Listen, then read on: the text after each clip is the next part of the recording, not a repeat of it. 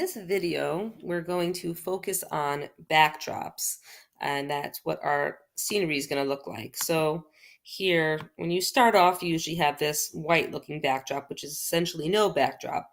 And you have a few choices for your backdrop. One choice is to choose one of the backdrops that is provided. So if we click on choose a backdrop, you'll see a lot of options of backdrops, and depending on what your Scratch project is going to be about, you can choose from a variety of backdrops. For ours, we want something really simple that's not going to be too distracting because we're going to be putting a whole bunch of planets in, and we want something that has to do with space. So we could choose something cool like this nebula backdrop, and I chose this very simple stars backdrop. So here we have a nice simple star backdrop, and we have our astronaut there in the vacuum of space with our planet Mercury that we created in a different tutorial. Okay, I'm going to also show you here, I'm in backdrops. It's a tab between code and sound, and this is called backdrop number 3, the stars that I chose.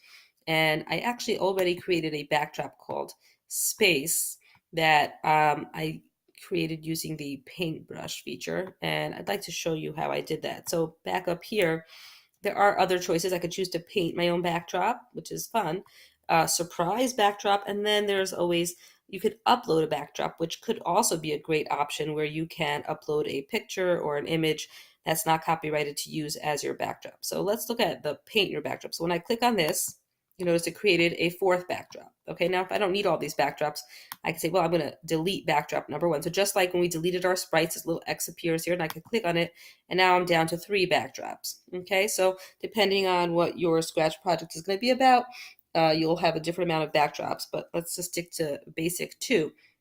So for backdrop 3, if I want to show you how I created my backdrop, the first thing I'm going to do is click on the square, and I'm going to draw a square. Okay, so I got a red square because that is the fill color, right? So here we're a red vacuum, and I want mine to be more space-like, so I want it to be closer to black, but maybe I don't want to be completely black.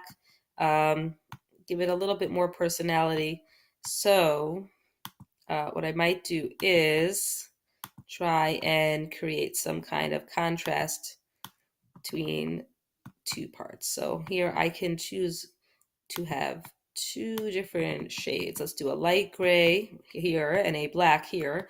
If I click on the shadow feature, and then I start to see a very nice lighter gray side and darker black side, or I could also try do the same thing with the top and bottom. So if I like that, it'll translate over to my actual scene, and I now have a backdrop that I created.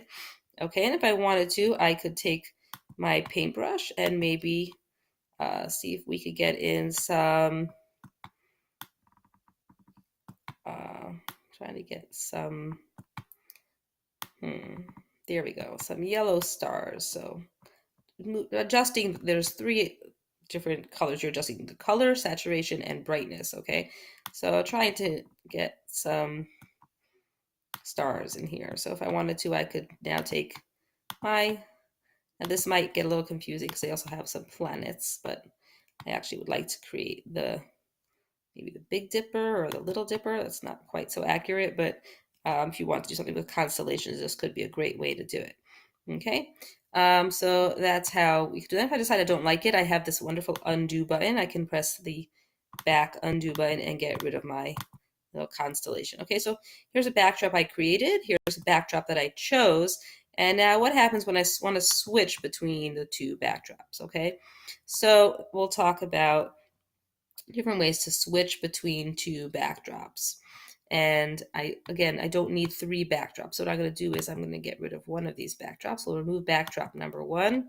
And since these 2 backdrops are so similar, I think what I'd like to do is I'm going to choose a new backdrop. So it'll be obvious when they switch that it's a new backdrop. I want something that looks like I've landed on a planet. So I'm going to choose I will have my planet will be interesting planet is inside of a spaceship. Here we'll choose here's looks like we just landed on some interesting planet with some other planets in the background, and this will be backdrop 3. So I'm going to remove my backdrop that I created actually, and now I have my star backdrop and my space backdrop. Okay, and I want my program to start out on my star backdrop. Okay, and then for the game that we created, there are many different ways that you can switch between backdrops. But the most important is if you're in looks, you'll see it says switch backdrop to stars. Okay, so you're going to be using this block to switch your backdrop. And if I click the down, I have other choices. I can do random backdrop, which is an interesting option, previous backdrop, next backdrop, or space backdrop. Now, if you have many backdrops, it is important to keep track of them. We just have our stars and our space backdrop, okay? And if I would click on that, it would switch it from the stars to the space backdrop. Now, I need to have an event. When is this going to happen? So the easiest one we could try when, let's see if we can do when green flag is crypt. So here we're starting on our space, we're starting on our star backdrop, and as soon as I click the green flag, I switch right over to my other one. But I don't want to switch just so quick. So what we can do is we can do the following. I will show you in our actual game. Okay, the backdrop is switched in a little bit of a more complicated way. I'm going to click the play green flag to show you. It's going to play the first part of the game. I'm lost in space and I'm trying to find my way back to my home planet. Okay, and here we're going to have a ask and wait block, and the backdrop is going to be switched depending on how the player answers the question. Okay, so depending on what the player types in here, that will broadcast a message. If you look down here, it says broadcast message to different planets. It'll broadcast a message to the sprite named Pluto. So the correct answer is Pluto. And when I type in the correct answer, press enter or click the check. Okay. Then it will say, that's right, the answer is Pluto, and there are backdrops switched. Thank you for helping me find my way back home. If we look down here at our sprites, now I have many sprites. So I have actually a scroll bar. Okay, and I click on the Pluto sprite.